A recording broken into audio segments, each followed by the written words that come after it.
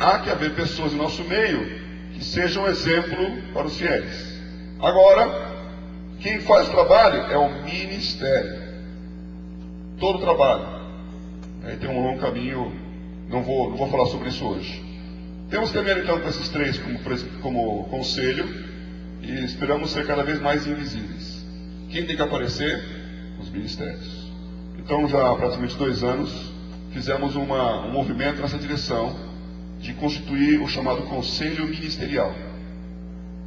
Conselho Ministerial, pessoas tempo integral, que estão dedicando seu trabalho para a igreja, pensando no crescimento ministerial, pensando nos relacionamentos, pensando no trabalho, pensando na articulação, pensando em como expandir.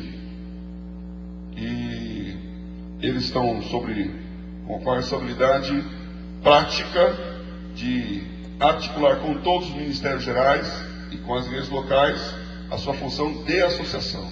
Nós hoje aqui somos uma associação, que também não vou entrar nessa seara, mas é algo absolutamente novo em termos de conceito de igreja.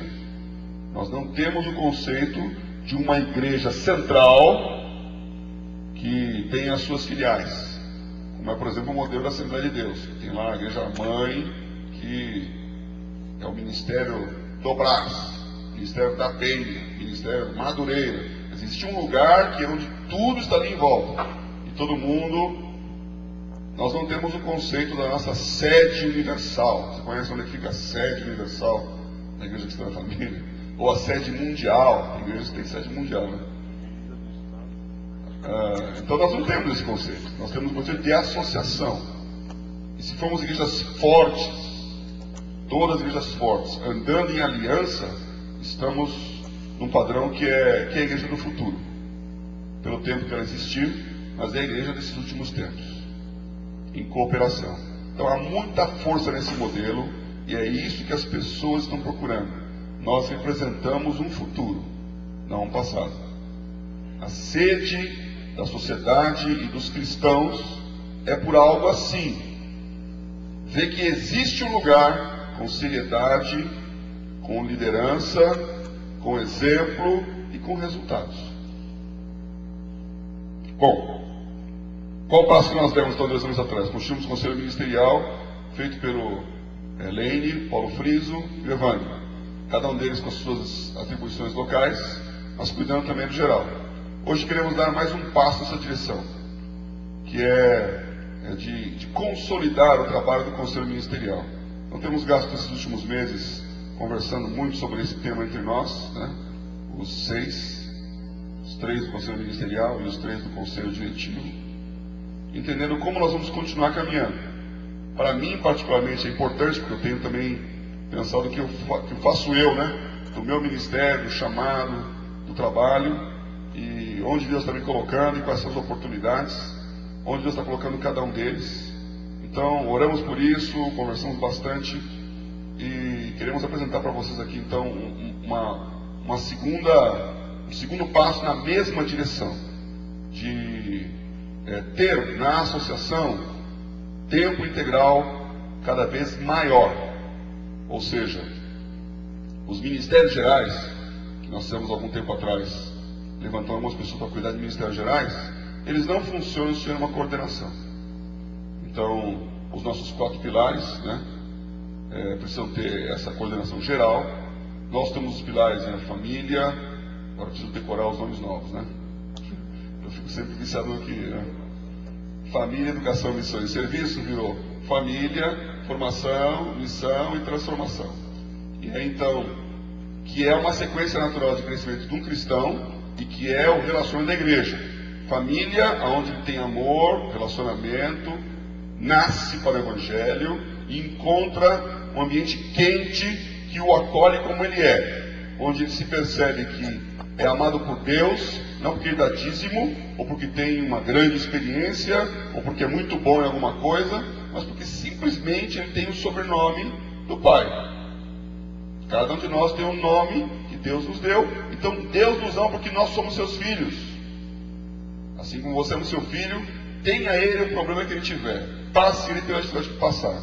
Então, esse ambiente de família tem que ser forte na nossa igreja. Temos já grandes vitórias nisso, vários exemplos de comunidade acolhedora e alegre. Mas depois tem a educação, que é a transformação, a formação, onde ele vai aprender os valores, tanto do cristianismo, que são as doutrinas, quanto da família, os usos e costumes. Estamos nisso.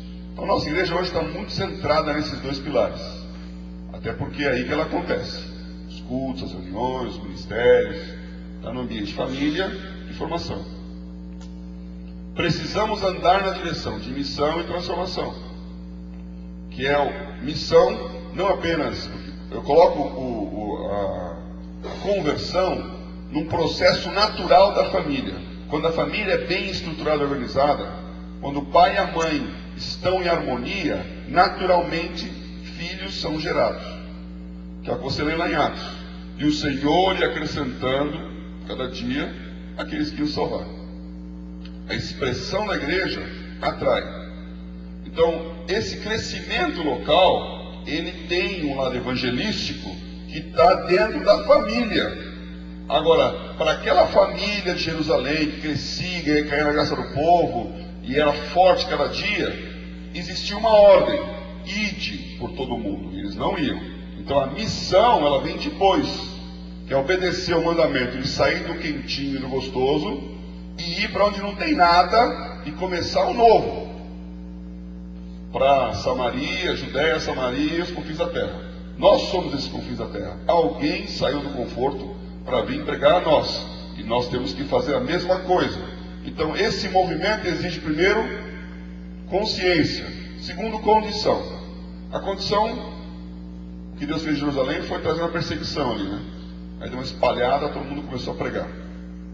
Mas a igreja de Antioquia, que é a primeira igreja realmente missionária, ela enviou. E enviou Paulo, Barnabé. Então vem toda a história também que tenho falado sobre isso lá no Butantã. Então nós temos que estruturar a missão. É a nossa próxima fronteira, que já estamos trabalhando nela.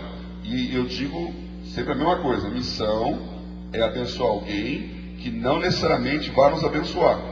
Missão não é abrir a igreja cristã da família em Joanesburgo, a igreja cristã da família em Roma, a igreja cristã da família em Jerusalém. Missão é enviar gente para anunciar o reino, em aliança com outras igrejas, que é o conceito de nações. Se vamos ou não vamos ter igrejas lá, consequência.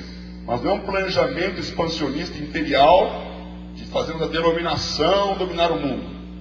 Não é esse o nosso conceito de missão. Então estamos mandando, fazendo e sobrevivendo nesse aspecto, né? Missionário, que acho que tem que muito que aumentar. E o último, que é transformação e impactar a sociedade. É transformar os índices de violência, os índices de desemprego, os índices de analfabetismo, de produção, pela presença do Evangelho. E fazer com que a nação seja bendita, bem-aventurada, porque ela tem Deus como o Senhor.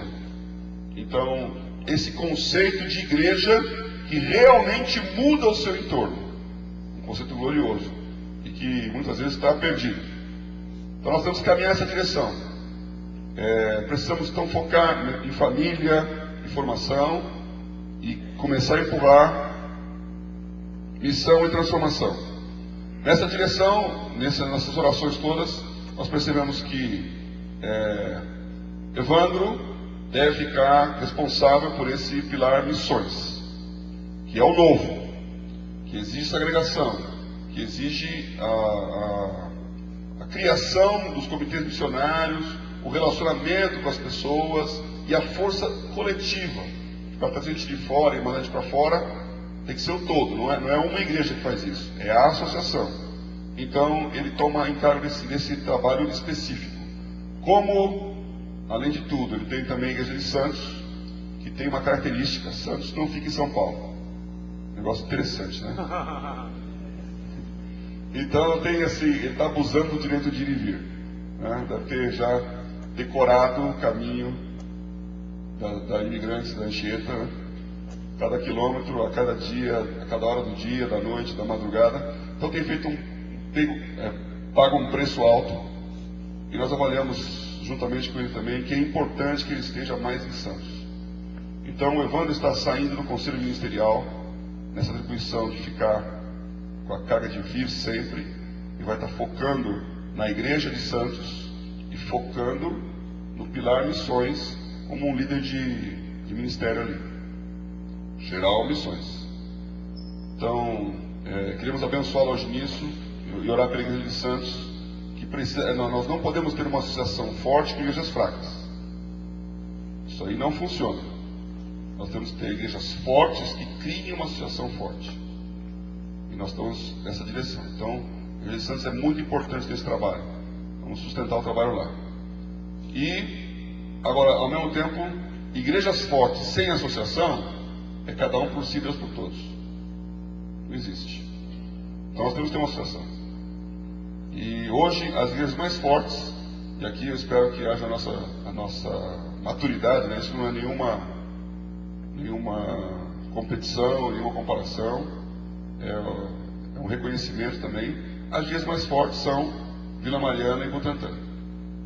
Então, cada uma dessas igrejas, que apesar de fortes, não tem essa condição plena, nós devemos ser mais fortes do que somos, em função do tempo, né? Porque Hebreus você me pega lá, em função do tempo você devia estar mais na frente. É verdade, é verdade. Nós estamos aqui separando o Lene e o Paulo Friso para gastarem mais tempo com a associação. Não é possível ter esse tempo integral, mas caminhar nessa direção. Então, o Lene vai dar mais tempo do que tem dado hoje para estar presente no dia da associação, e o Paulo também. Nós estamos enviando eles como representantes das igrejas para coordenarem esses pilares e ministérios. É um momento novo na vida deles, é um momento novo na igreja, e eu acho assim, de um significado espiritual profundo, por nós estarmos colocando pessoas, tempo integral, aonde elas devem estar. Que as igrejas, cada uma das suas igrejas, tenha como objetivo crescer o suficiente para se sustentar, crescer o suficiente para, de uma maneira sadia, gerar líderes, a tal ponto que eles sobejem, de forma que os novos ocupem o lugar dos velhos e os velhos possam fazer o ministério geral. E nós possamos sempre, a cada encontro nosso, dizer: Igreja Anália Franco, Igreja Penha, Igreja, não quero esquecer nenhuma nem citar todas, está enviando hoje essa liderança para auxiliar no geral e mantendo o vínculo do local. Deus deu graça a um lugar, numa direção.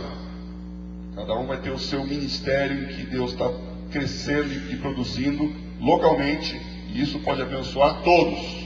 Então, Deus dá uma graça ao que está acontecendo em Manaus. E Manaus pode abençoar a todos que estão na família, enviando uma liderança que vai dizer como foi, o que aconteceu. Então, que nós vamos aqui falar da Bolívia.